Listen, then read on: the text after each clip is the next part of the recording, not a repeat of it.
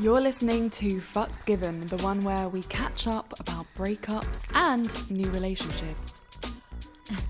You did that in a proper podcast voice, I love. I'm Reed and...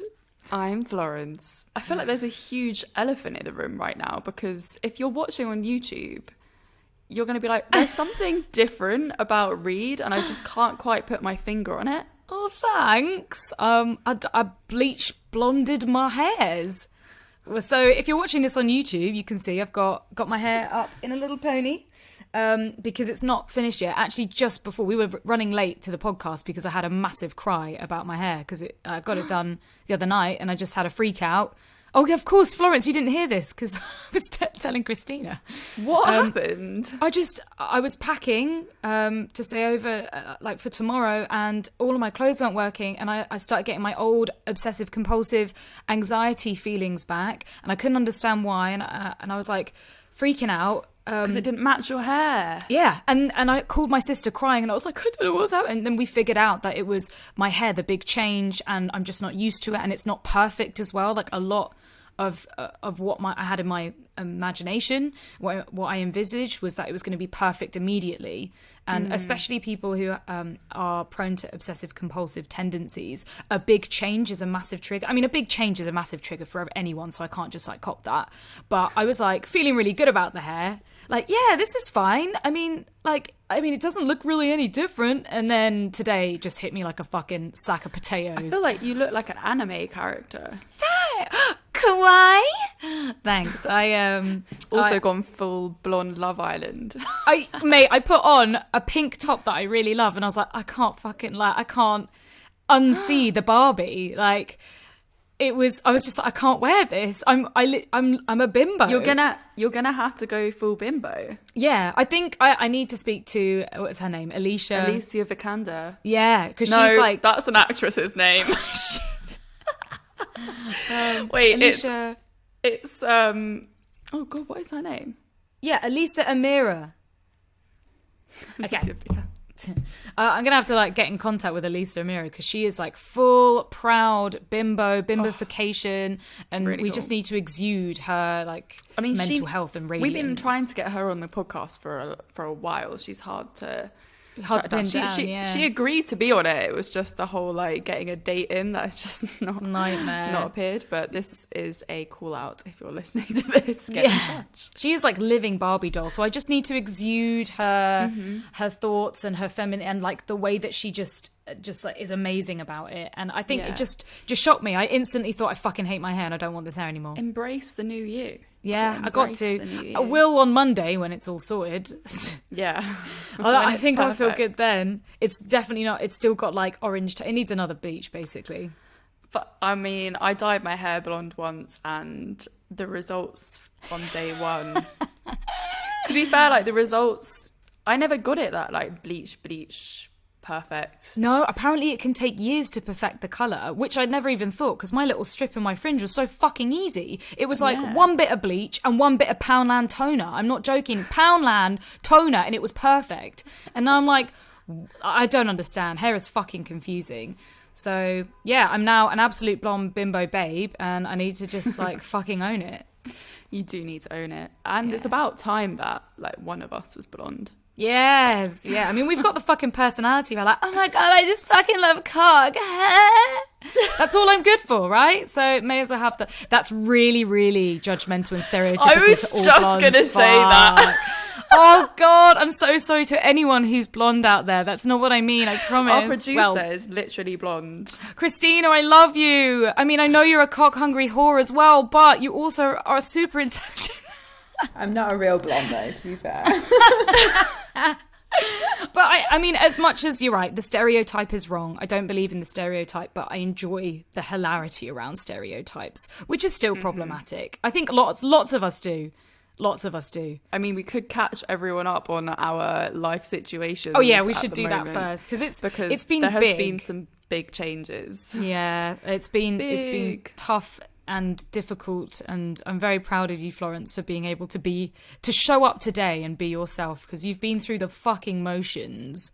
Yeah, I can't believe going through my third breakup in 3 years. Oh my God.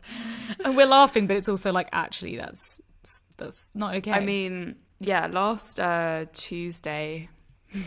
Actually, it's just like it's so fucking perfect how these things happen as well. Like I was getting ready to do like an amazing like tantric sex session with him. What do we call him? With I just the want to last say his person. name so badly because it just like would make it so much easier just to say his name.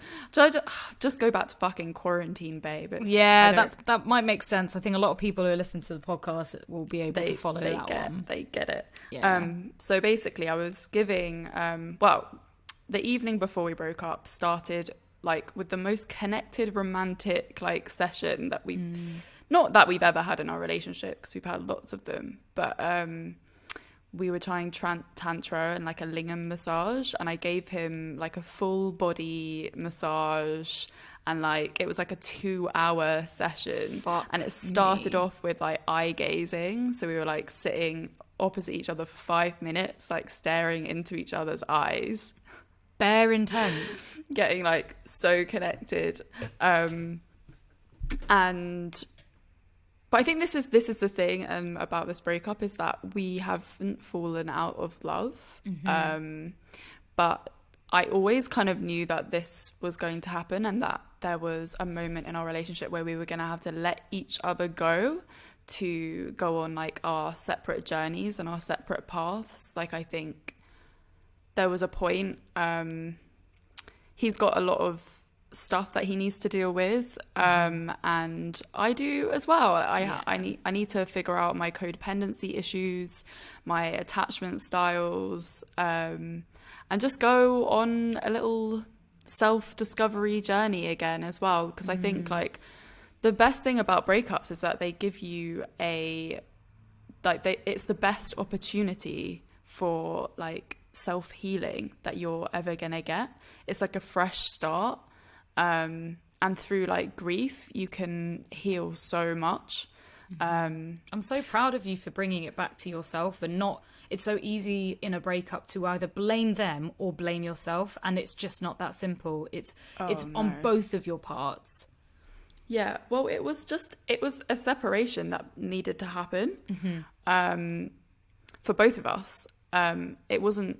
Neither of us did anything. We're both like best friends, we love each other, but I think that's why we got to a point where it was just like, okay, we need to let each other go now. And like I did go kicking and screaming, not gonna lie. We started the conversation, which I brought up because it's been something that's been hanging over me for a while, that I just couldn't be in a relationship where someone else wasn't like 100% in the relationship for whatever reason. And so the conversations just started happening again. We've had a lot of these conversations throughout the whole relationship. And I've just got to a point where I was ready, I think, to be like, no, I need to like respect myself and step away from this for both of us. And we were talking from 11 a.m. to 5 p.m. I think it was when he left. Yeah, that's exhausting. We cried. We both cried a lot. And we went on a walk. We chatted it out. We both like spoke about what our perfect scenario was in this situation. Like, what did we both deeply want? Because obviously there was a huge part of us that just wanted to continue and stay together because it's all nice things. Like there's nothing horrible apart from those niggling feelings that just we both knew that there needed to be a separation at some point. And it wasn't like, it was just a plaster. The relationship was just a plaster for like what else we needed to deal with in life, basically. Yeah. Wow, this is really hard to explain. I'm going off on such a weird tangent. What was there like a deciding point that sort of made you realise? What was it that made you take a step back and go like, shit, something needs to change? I think what really was the trigger for me was when I realized how codependent I was on him. And that I actually just wasn't happy within myself. I think I've just been suffering with depression for a while, and the relationship had become a plaster, like my only source of happiness. And that was a lot of pressure for him as well, like a huge amount of pressure for him to find out that like he was the only thing that made me happy in life.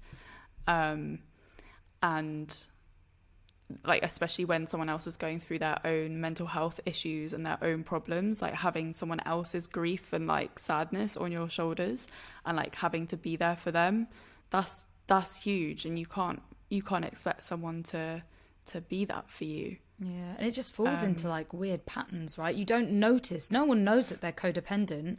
And it's only when you start to notice like little things, like when you sent me that podcast about codependency. Do you remember what it was called? I think we mentioned it in another podcast episode. It was therapy chat or something. Yeah, therapy chat. And that like thinking, oh yeah, you know, I'm not codependent, because you imagine the extremes of what you've seen before, of not being able to leave the house without each other or whatever. And codependency can be on such minute levels that you don't even know it's happening to you. Like there was one line in that podcast that made me realize, it was like, oh, if you're saying that your partner needs therapy and you're blaming them for issues, I was like, that has been me over and over again, and that's definitely a part of codependency. And I didn't even realize. I just thought, well, obviously they need therapy, I need therapy, but no, it's actually going like, yeah, they really need therapy is a big sign of codependency, and that shocked me. Yeah, and I think I've been saying that in the relationship. I've been fucking saying that. I mean, to be fair, we do think that everyone would benefit and needs therapy. I mean, it would 100% benefit the relationship, but that can't, that can't be the thing that saves the relationship as well.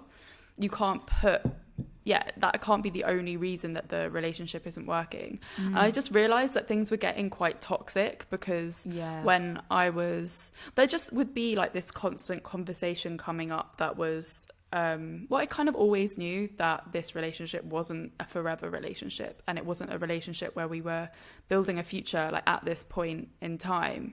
And I guess I just always had this gut feeling that, something needed to shift, something needed to change, a door needed to close in the relationship that we were having now, for it to progress in the future in a more positive way, or like in a friendship or whatever sort of it would become. What kind of things have you put into practice? You've been super proactive about this all, and it's been like just over a week since it's happened, like, because you're going through the waves, but you're also in a very amazing place of being able to look at it from almost like an outsider's point of view, looking in, which a lot of people who go through breakups can't do. Like, how have you got to that place? I mean, probably because I'm like just so interested in relationships and everything surrounding relationships, is that I am in a different place to most people would be in a breakup, because this is my work. Like learning about the psychology behind it all, and so like why we feel the way we do. Basically just investigating myself, like the whole process, like really like living into it. And like I've been with a sex and relationships therapist for nearly a year. So I've been looking at this stuff for a long time, and I knew that after the first initial 2 days of like shock, despair, like the deepest pain, I think like the day that we broke up was like the deepest like emotional pain I think I've ever experienced in my life. I think heartbreak there's that amazing TED Talk video called how to fix a broken heart or something, and I would recommend everybody watch it, even if they're not going through heartbreak, because it blew my mind. And the way it talks about heartbreak and talks about the relationship as like an addiction, And Yeah.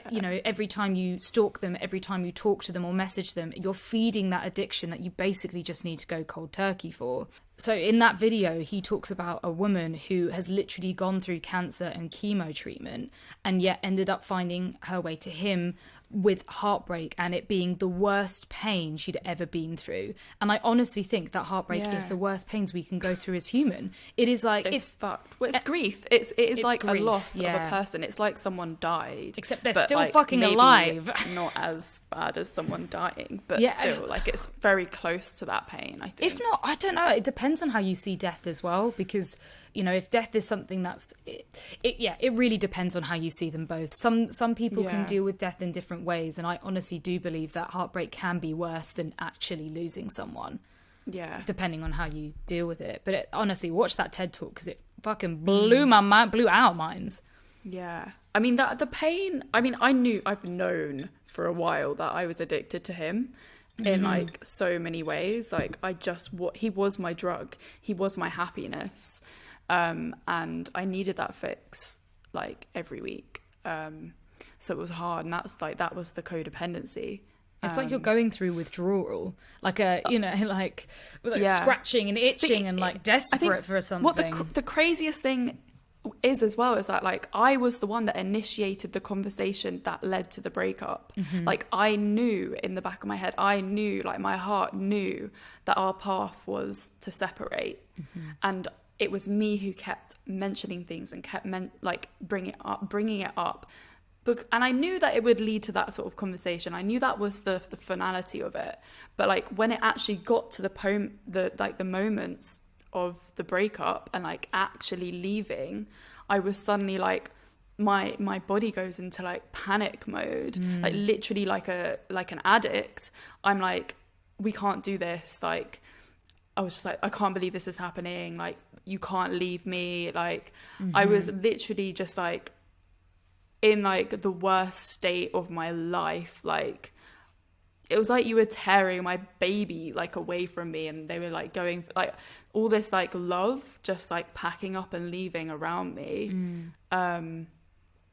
Was, it was, it's really weird to think like that you can go from, I know that I need to leave this relationship, to being then in a situation where you're like, please don't go. Like, we can work through this. We can, I need you, basically. It's terrifying, really, that you're like that we as humans can react like that and switch in such a quick, and it's almost like you go on autopilot and you can't control it. And it will probably be down to past traumas and experiences and how our parents brought us up, and our past relationships. And it's literally, this is why it's so important to really reflect on the inside and to look at why we do the things that we do and why we react the way that we do, and just like make sense of it, because otherwise it can come as a fucking shock to everyone. For sure. And like, those emotions are so strange as well. And like, I think there was a really like pivotal point in the process of the healing afterwards, which was like, I woke up the next day. First of all, I was like, okay, I feel okay. And then suddenly it like all hit me again, like the reality of like what happened, and like just the tears, and like, and I messaged him just like, what have we done? Like, so dramatic. Dramatic, the trauma. What have we done? Like, we've like, our lives are now without each other. What have we done? Yeah. And I got like, I was just so, this is what I'd like, when I have a heartbreak, I'm just like so emotional and like so theatrical about it all. I'm like going out on a walk, like in the rain, like shedding all my tears, like walking around, like aimlessly crying. On the next day with the walk, then his replies were, he was just like, I don't know how to respond to that. Yeah. And he was basically the strong one in the situation, and I'm so glad that he was able to be the rock in this transition for us, and stayed strong. Like, he was the one that was like, I need to go now, on the day we broke up. And like, he was crying, and like, it was so horrible. And then like the next day, he was the one that was like this did need to happen, Florence. Like, this, this needed to happen. We both knew this needed to happen. And I think what this really sad narrative was going on in his head was like, you deserve so much better than me. And I was like, I can't stand that. Like, no, you can't, like, you cannot say that to me, because we both deserved each other in this relationship. And he replied, like, being like, yeah, I agree with that. And then he was just like, I know this is going to be really hard, but I don't think we should talk for a while. Like, I'm feeling super, like, I guess we were both feeling like the emotions, and he needed the space. And I'm so glad that he texted me asking for space and saying that we shouldn't talk for a while, because I don't think I had the courage to do that and to let go fully. I would have been like pulling on, like holding on tight to any kind of like source of the drug that I could have got my hands on. But you're not your right frame of mind. You're just like, I don't care. Like, I want this quick dopamine fix now. Yeah. I don't want to stop.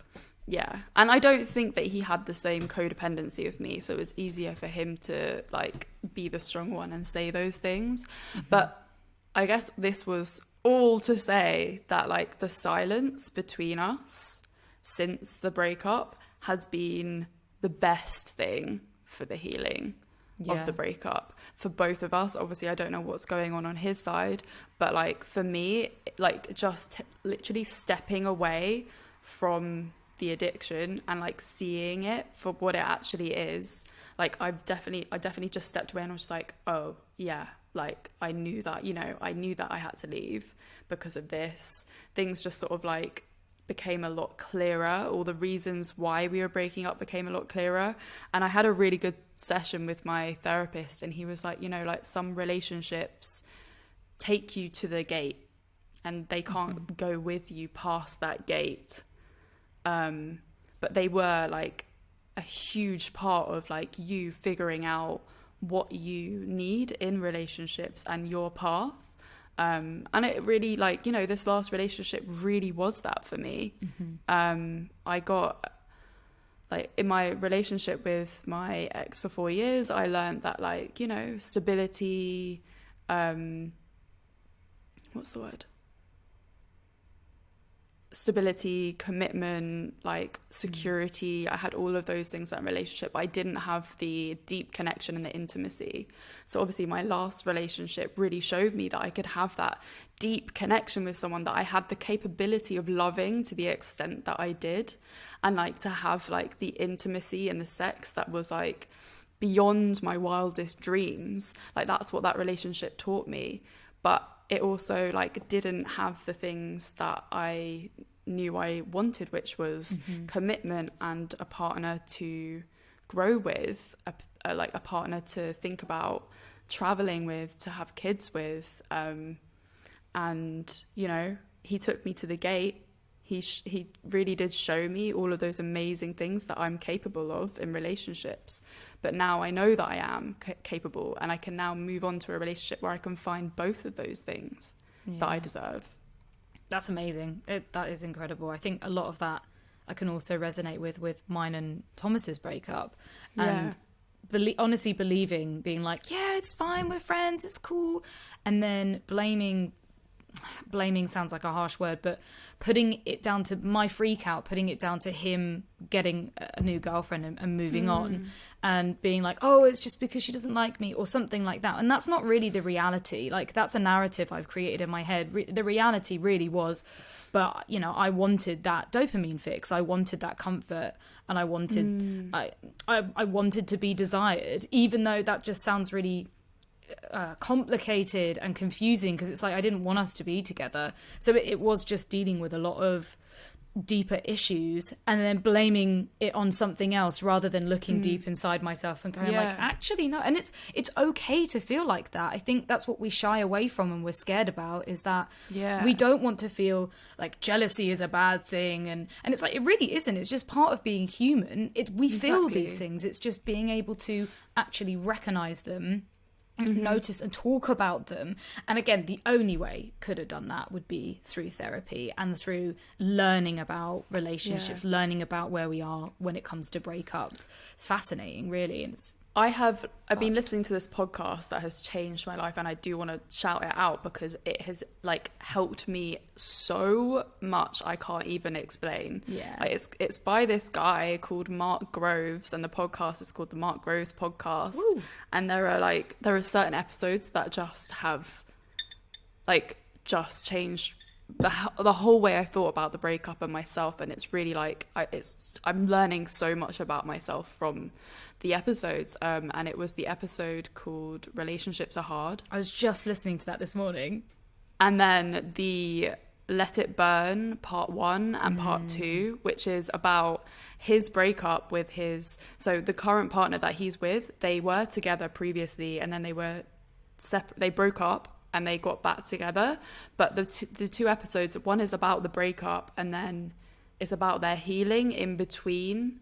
Oh my God, like, Mind-blowing if stuff. you are going through a breakup, just listen to those episodes and you will be like, oh, cool, okay, now I can like start my own healing journey. I know this was the right decision. It just makes you a lot more confident in your decisions. Yeah, which is, oh God, like going through it, there's a lot that you lose with a breakup, and you don't lose it, you feel like you lose it. You know, it's like identity and comfort, and you feel like so alone. But being able to be like, okay, I'm ready to start the healing process and actually actively go out and do these proactive things like listening to breakup podcasts and going and seeing a therapist and really focusing on the things that make you as a person happy before that person was ever in your life. Really going down to the basics. Like, even if it's like really small, like one of the things that was like, what makes you happy by yourself, not with anyone else? I was like, painting my nails, and she was like, yes. My therapist was like, yes, that's it, that's great. What else? I was like, I don't know, like maybe repairing some socks with a sewing kit. And she's like, yes, like you know, and up all the way up to taking yourself out for dinner, getting a takeaway, going and seeing a film. Those lists are so hard to make. Oh, I actually like so the weirdest hard. thing is that my intuition knew that this breakup was happening because the week before I was writing my happy list. Yeah, yes. And I was Smart. really figuring out like how to be happy by myself because, you know, my brain, my intuition, she knew what was coming. She a smart brain. But that list of happy things was so hard to write. I was like really struggling. I was just like, What makes me "Nothing happy?" Yeah. Nothing makes me happy. Being with him makes me happy. And then that's the addiction talking, man. and then I'm like, sex, and I'm like, no, I can't put that to do with him. Fuck's sake, stupid Fuck's brain. sake. And then I was just like, I guess getting a tattoo makes me happy. Yeah, and that doesn't even feel right as well. You write it down, you're like, oh, that's shit. But then later on, you look back and you're like, you know what? Yeah, that does. I'm proud of myself for writing that down. That's good. I was just like driving. The way you're saying it as well is just like how your brain would say, like, driving, I guess. Literally Fuck's that. sake. Yeah. I was like, when my plants grow. The tiniest of things, like if I find 20p on the floor, I guess. Cooking. Oh, there is a lot of stuff. Flower arranging was a big one of mine, but I was also like, but I'm not going to buy myself flowers. It's like, stop it. Why don't you buy yourself flowers? Oh, so the day after my breakup, when I was walking around in the rain, I bought myself flowers on my way home. Yes, thank you. That's important. Same with holidays. Like, you know, holidays. Oh, I booked in a holiday. Oh, baby, you needed to. It was coming. Baby. It was. I think we all fucking needed to, but you definitely. Oh, God, yeah. Holiday for a lot of people, getting away is so imperative to their happiness.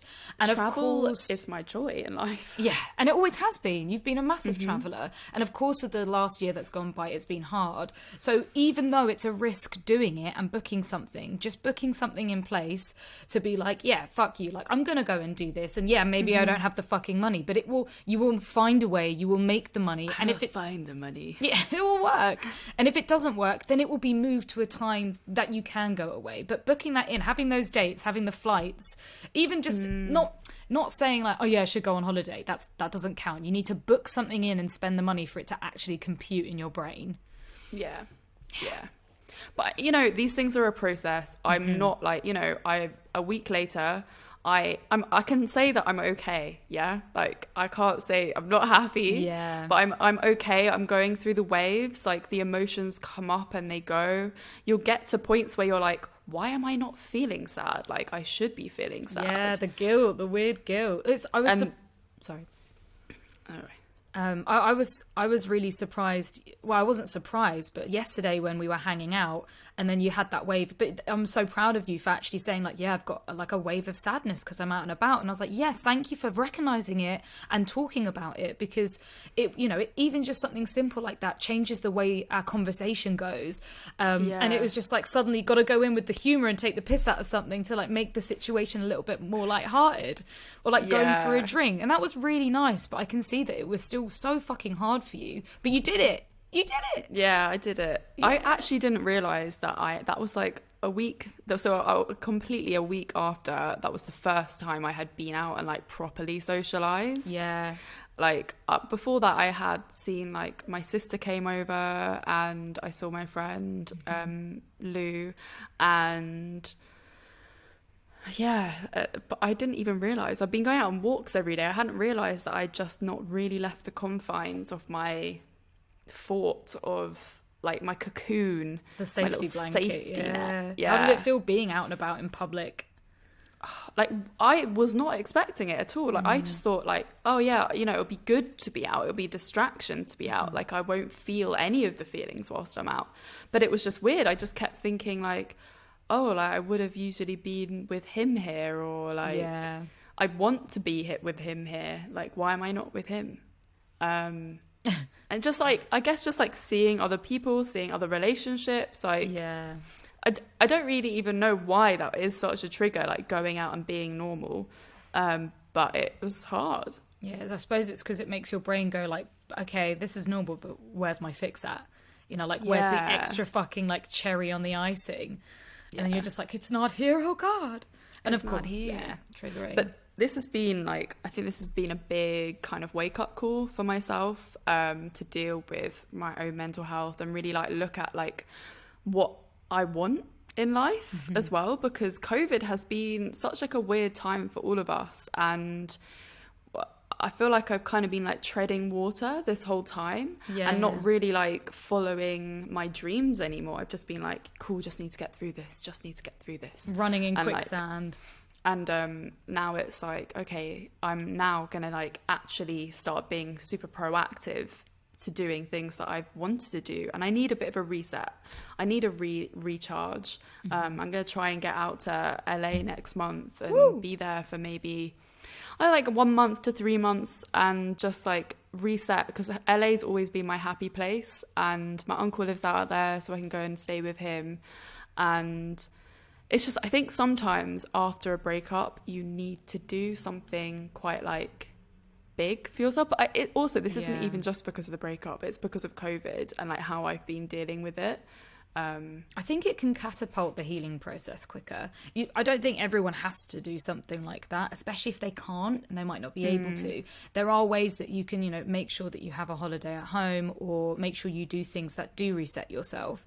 But I think it can be really important. If you are suffering, or if you're still heartbroken after months and months and months of trying to heal, then you got to do something big and make a change. Like, it's about that happiness, right? It's basically about, if your mental health isn't in a good place, if you feel depressed, if the anxiety is getting to you too much about in any aspect of life, a change needs to be made, whether or not that's like, cutting out a person in your life, changing the scenery, moving house, new work, like I would even question whether at that point it was still a heartbreak and it wasn't just depression. Yeah, very good point. Yeah.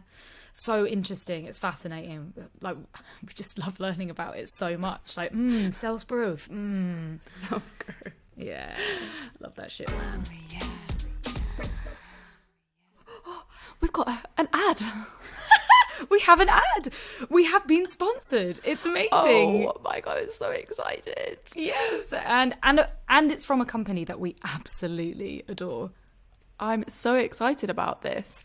It's, how we feel about porn. You know how we feel about ethical porn. And we are being sponsored by Ersties. Yes. Ethical amateur porn website.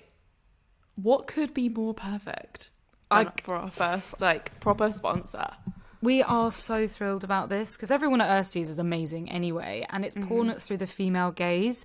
Just looking at their page, you can tell how ethical and inclusive they are, and it's just so refreshing to see after all the years that we've had of commercial crappy porn. Yeah, and their teams are all female as well, which we are super into. Pussy power.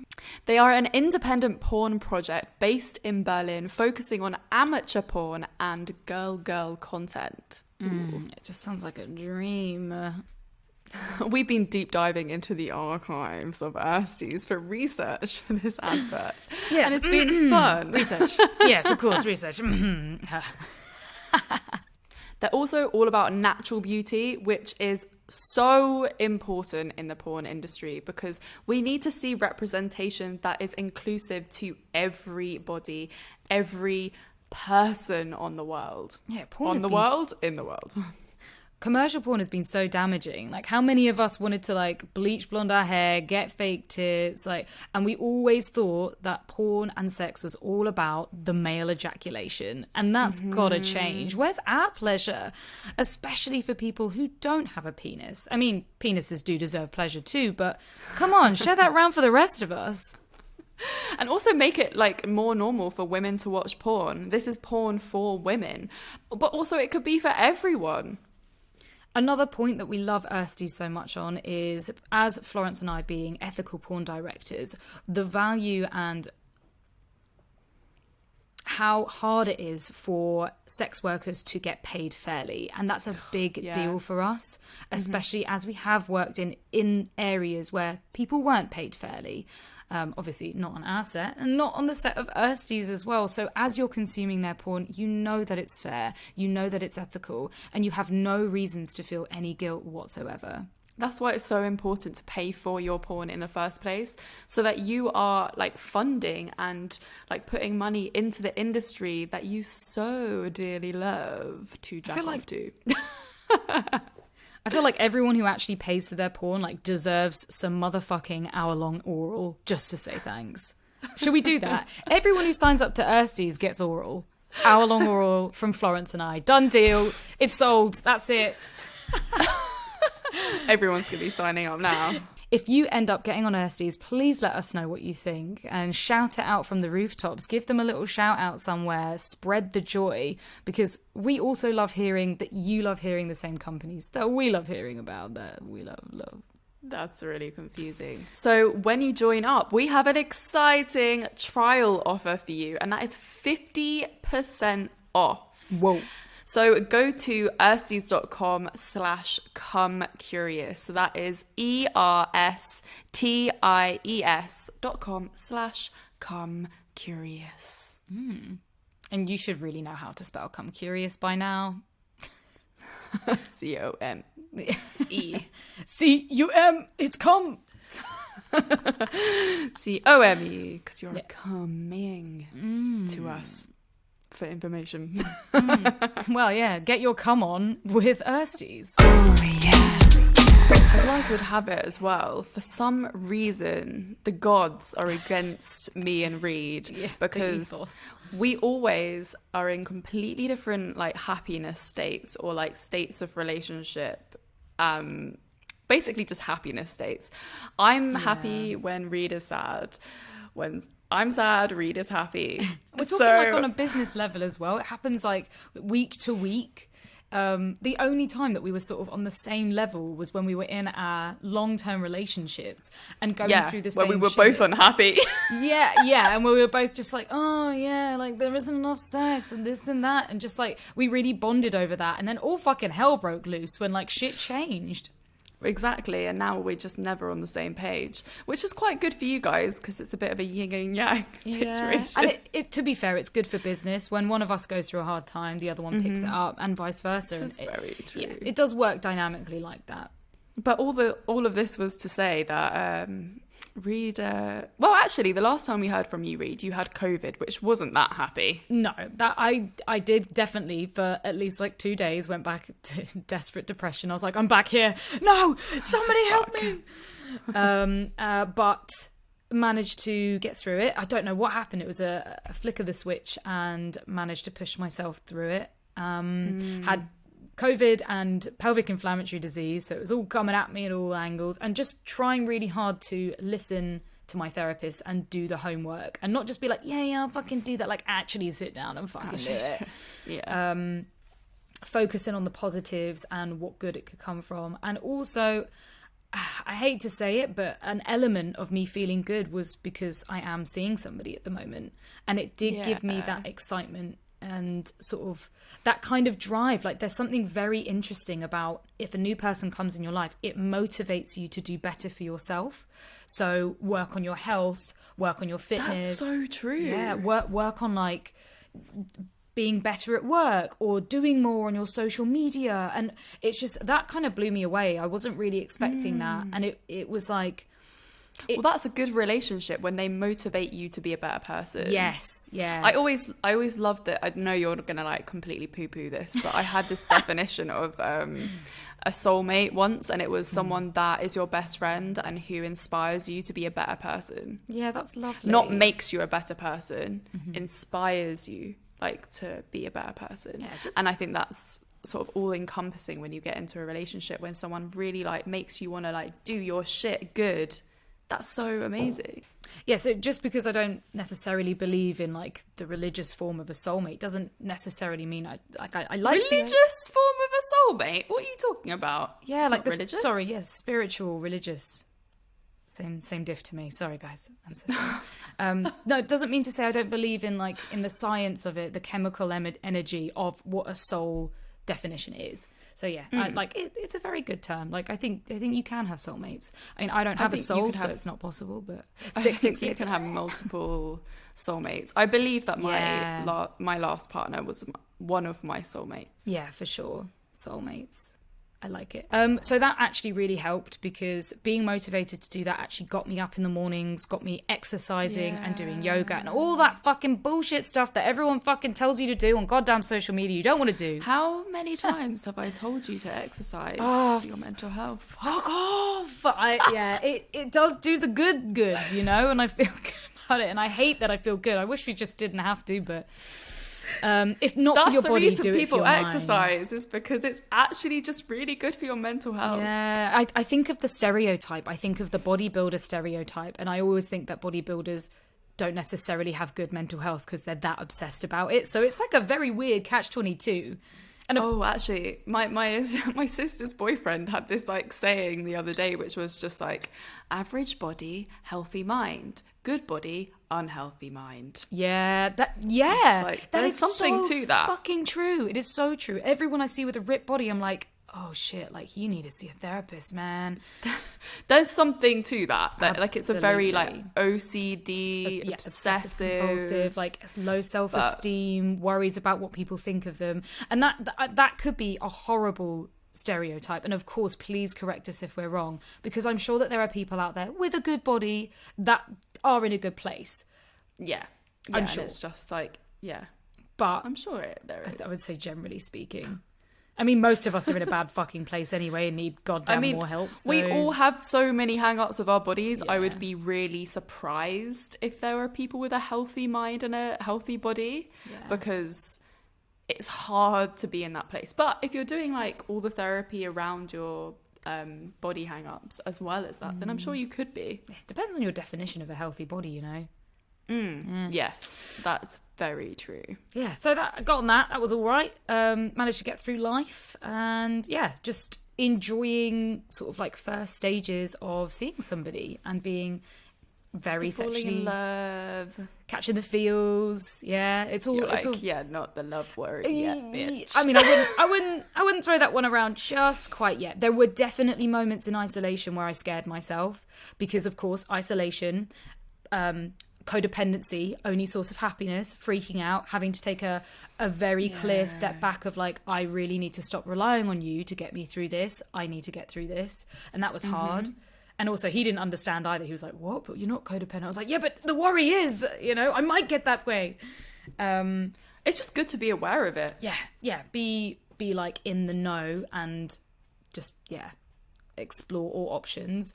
Yeah. And yeah, so just enjoying like the fun, really, the fun and the ease and the excitement and the nerves as well, like talking a lot about nerves and the stresses that comes with all of this, and trying to be like, you know, like something simple like going from just fucking to actually going on a date was quite stressful for both of us.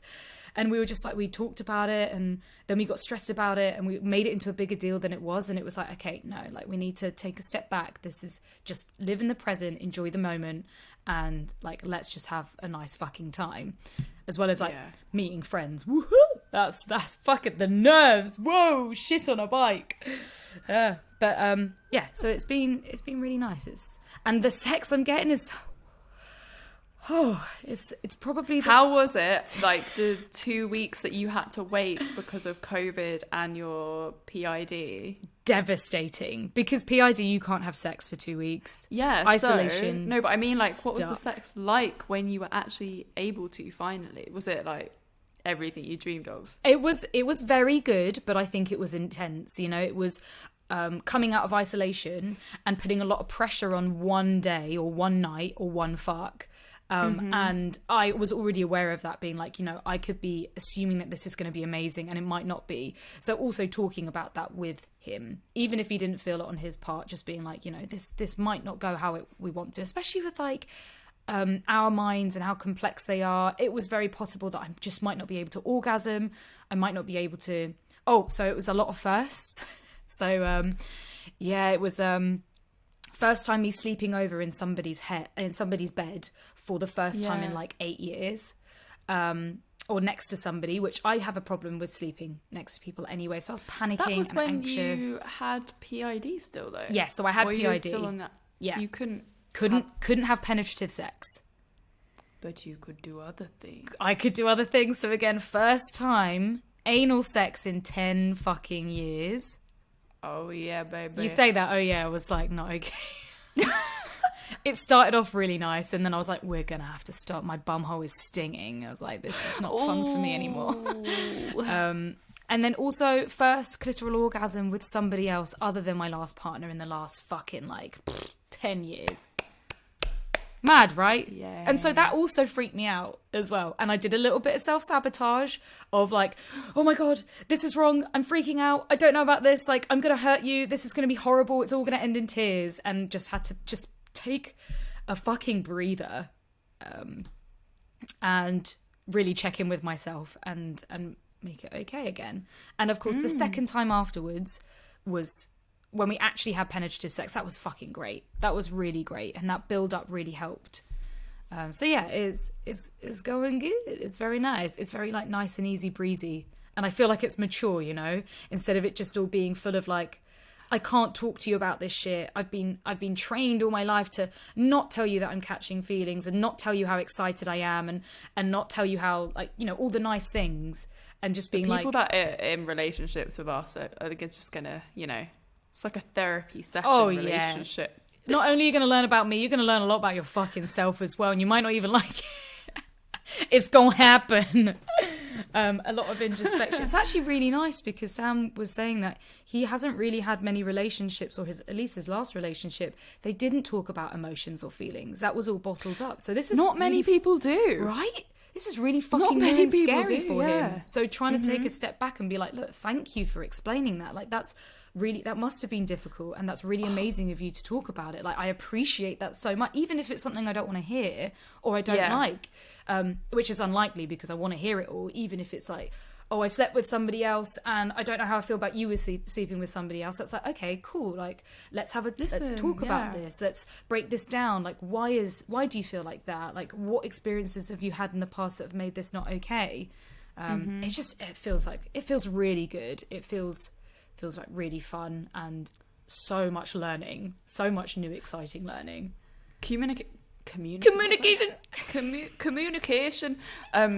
Communication is just like, obviously, if you want a successful relationship or a successful life, yeah, you have to communicate, and like learning how to communicate and becoming comfortable with communicating in a relationship is key as well. It takes a while to get comfortable with it, but you do just have to push past your boundaries and your hang-ups. Yeah, the And nervousness, the freak jump outs. into it and just say whatever the fuck you want, because at the end of the day, like, it's going to be better if you say it. Yeah, there are no wrong answers. And, you know, if you're speaking your whole truth, even if they react badly, that's not on you, that's on them. And it might be something that they're not used to, or that, again, they didn't want to hear, or something that maybe has triggered them and they haven't realised. But understanding why they feel that way, or why you feel that way, and be like, right, let's break it down, let's figure it out. We say communication a lot, but also realise that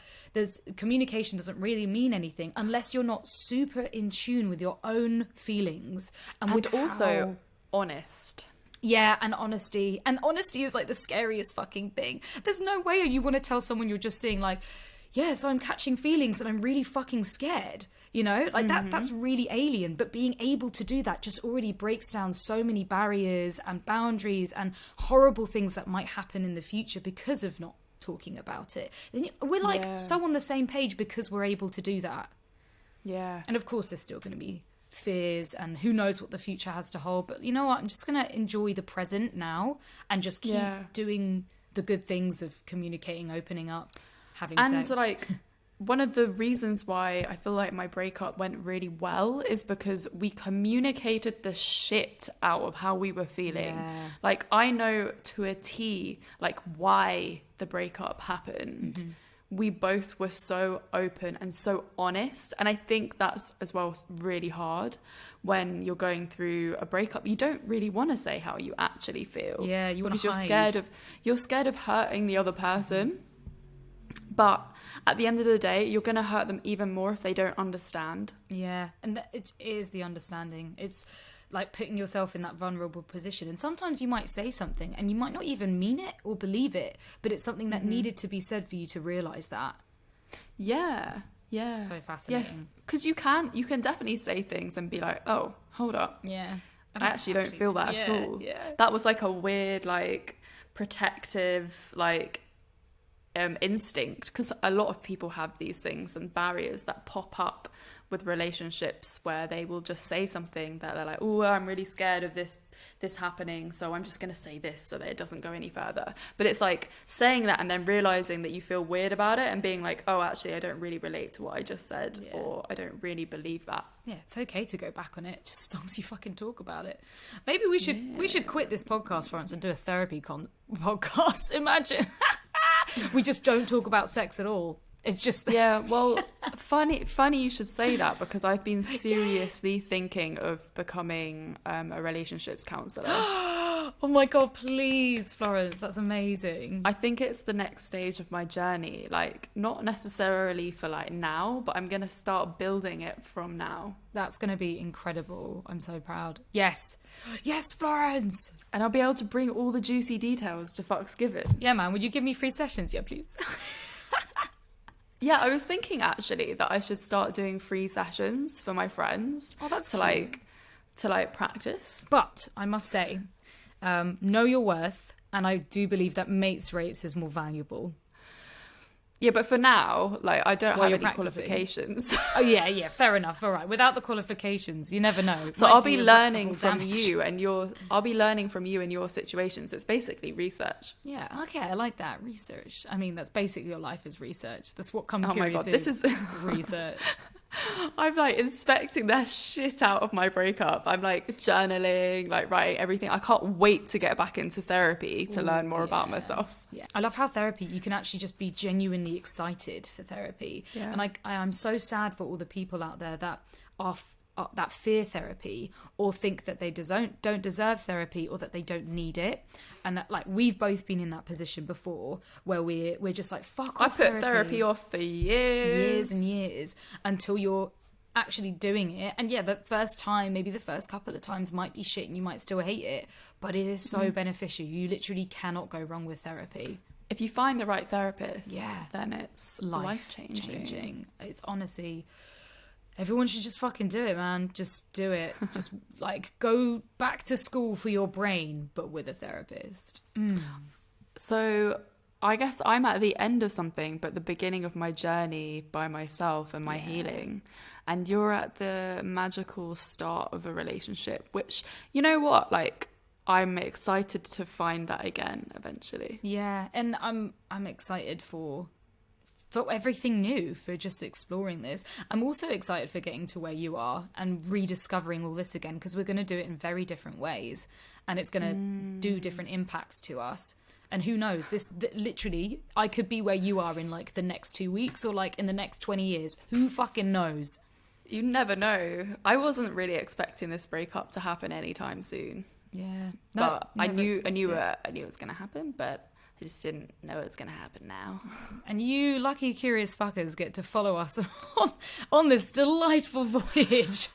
Voyage of our lives. Voyage. Please let us know, actually, if like this is interesting to you, or if you're just like, shut the fuck up, like go back to sex chat, please. Like I want to be able to laugh on the way to work. Like I don't want this deep shit, man. I was actually thinking this the other day. I was like, I'm actually scared that the curious fuckers are going to be like, where are the like crazy anal stories? Right? Like I want to hear the deep, dark, dirty details. Oh, we'll get but maybe there. like, yeah, We'll fucking next, get there. maybe next episode, the catch up will be like an in-depth discovery into yours and Sam's sex life. Yeah, maybe. I mean, I'm excited to talk about it. Let's just get the permission first. I mean, that's a lie. I do have the permission, but I just want another quick check-in just to make sure it's okay to be as graphic as I possibly can. Very well, especially as you're like tagging the shit out of him and like saying his name. Yeah, that's true. Yeah, he's cool with that though. He's cool. It's nice. It's very nice. Yeah, it's really lovely. It's really, really lovely. Shall we round up? Yeah. Yeah. So, curious fuckers, we hope you've enjoyed our little life update. It's as much as doing these episodes, like it's very therapeutic for both of us doing these episodes, and I always feel closer to you, Florence, whenever we do these like deep, in-depth chats, because we almost save them for the podcast. We talk a little bit outside of it, but I think it's really it is like having a therapy session with each of us. Sorry. I don't know why that kind of like didn't really round up nothing. So yeah, we just want to thank. We just want to thank you guys for. I gotta stop saying guys. We just want to thank you, curious fuckers, for actually just still sticking with us and listening to us and waiting for. I just hope it helps on your like journeys as well, because I'm sure that everyone listening to this podcast can relate in some kind of way to like the experiences that we're going through. Yeah, for sure. I'm sure there was like everything. Okay. That was okay. Maybe we should go. We should go. We should probably fuck off. Yeah. They're like, I need to get on with my day now. Yeah. We've actually got bare stuff to like record and film, so we got to do some shit. Okay, curious fuckers. Okay. Well, please follow this podcast and give it a rating and a review. Subscribe, share it if you can. If there's anyone out there that might want to watch this. Watch this, because this is also on YouTube. If you want to check out my blonde ass motherfucking hair and see our pretty faces, then go check Everyone us out. Will watch this now. They're like, I need to see the numbers like spike immediately. Yeah. And follow us on Instagram, of course, for all of our stories and quick updates, as well as asking you guys questions that we can answer on the podcast. I'm also putting up like some breakup healing tips on my TikTok, which is at Florence Bark, and on my Instagram as well. So if you want to hear more about my breakup journey and healing, then check me out there. I just realized. And also follow Reed at Reed AmberX and Come Curious at Come Curious. See you next Thursday, curious fuckers.